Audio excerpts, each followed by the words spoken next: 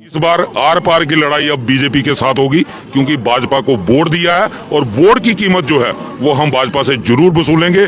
अगर daily Vaser के साथ इंसाफ नहीं तो जम्मू कश्मीर के अंदर वेजर जो था कि बीजेपी को जिताने वाला था कि अमित शाह जी आ रहे हैं 23 तारीख को। अगर अमित शाह 23 तारीख को आ रहे हैं, ये सोच लेना बीजेपी वालों कि अगर डेली वेजर का कुछ नहीं हुआ कि मजेदार बात है, आज वो पार्टी घर घर जाके गलियों गलियों में जा करके अपना एक नारा दे रही है कि 9 साल बेमिसाल है। कि अगर वो इसके बजाय ये कहते कि भाजपा के 9 साल और डेली वेजर का बुरा हाल, अनएम्प्लॉयमेंट यूथ का बुरा हाल, तो ज्यादा बेहतर रहता।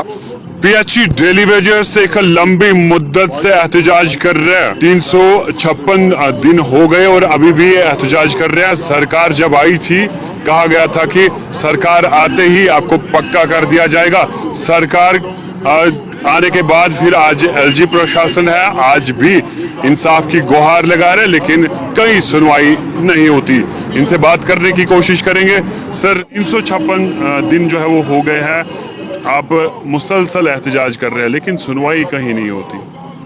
हमें अफसोस है, क्योंकि आज सरकार ही ऐसे लोगों के हाथ में है कि जिनको ना तो दिखाई देता है ना सुनाई देता है।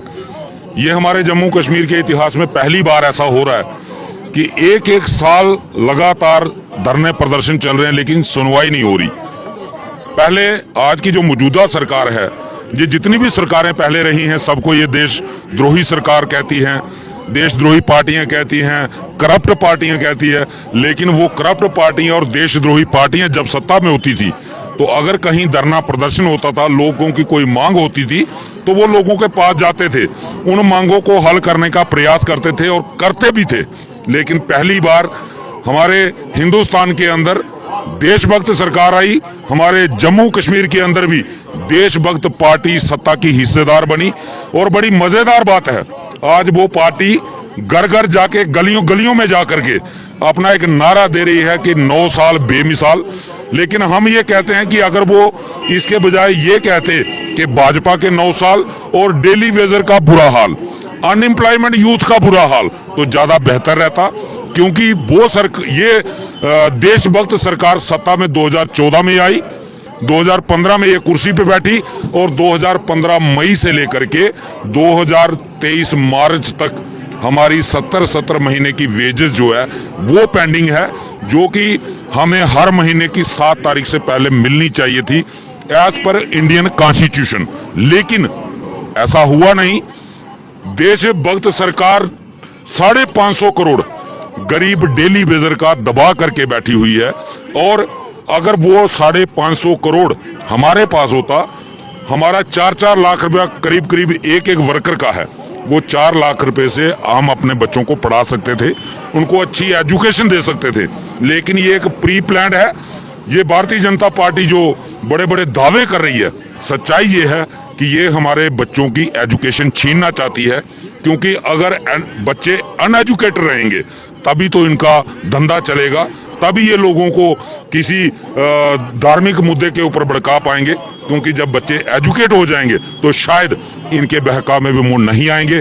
इसलिए ये जानबूझकर हमारा 70 महीने की वेजेस जो है ये दबा के ये लोग बैठे हुए हैं। आपकी उजरत यानी आपकी तनख्वाह भी पेंडिंग है, और उसके बाद दूसरा मुद्दा जो आपका अहम मुद्दा है, आपको पक्का भी नहीं किया जा रहा है, कोई इस किस्म का ऑर्डर नहीं निकाला जा रहा है। अब जो है इस दौरान आपको किस तरह की परेशानियां आ रही है, किस तरह से आपका गुजारा चलता है जितने भी डेली वेजेस? देखिए, हमारे गुजारे की अगर आप बात करें तो हमारा लगभग 300-350 साथी इन हालातों से तंग आकर के सुसाइड कर चुका है। और बहुत सारे साथी ऐसे जो अपना प्रॉपर इलाज नहीं करवा पाए पैसे की तंगी के कारण, जिनकी डेथ हो गई। आज ही हमारा एक साथी मैकेनिकल साउथ में ड्यूटी करता है, रवि कुमार उसका नाम है, और आज वो यहाँ सुपर स्पेशलिटी हॉस्पिटल में एडमिट है। उसकी दोनों किडनियां जो हैं वो खराब हो चुकी हैं। लेकिन उस इंसान के पास, उस डेली वेजर के पास अपना ट्रीटमेंट करवाने के लिए पैसा नहीं है। कि अगर उसके पास पैसे होते वो कहीं एम्स में जाकर के अपना ट्रीटमेंट करवा सकता था, या कहीं बाहर बड़े हॉस्पिटल में जाके अपना ट्रीटमेंट करवा सकता। ये हालत है हमारे डेली वेजर की। सर, 356 दिन हो गए हैं, आप मुसलसल एहतजाज कर रहे हैं, लगातार एहतजाज कर रहे हैं, लेकिन आपकी सुनवाई जो है कहीं नहीं हो रही है। अगर अभी सरकार नहीं जागती है तो मुस्तकबिल में फ्यूचर में किस तरह के इकदाम उठाए जा रहे हैं? देखिए कि हमने 25-25 साल 26-26 साल इस डिपार्टमेंट को दे दिए। सभी सरकारें आई, उम्मीद थी इस बीजेपी के ऊपर, इन्होंने अपना भी दिखा दिया।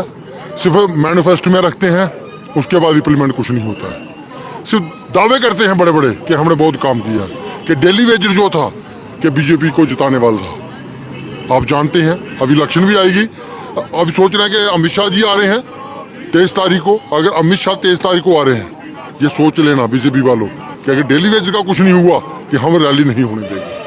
ये सीधी चेतावनी है, दो राय वाली बात नहीं है। हमारा तो कुछ नहीं, हम बच्चों का फ्यूचर के लिए सोच रहे हैं। हमारा तो गया, हमारी जवानी भी गई, सब कुछ गया। हमने आज तक इनको दुख नहीं दिया, अभी अब हम दुख देंगे इनको, ये मत सोचना।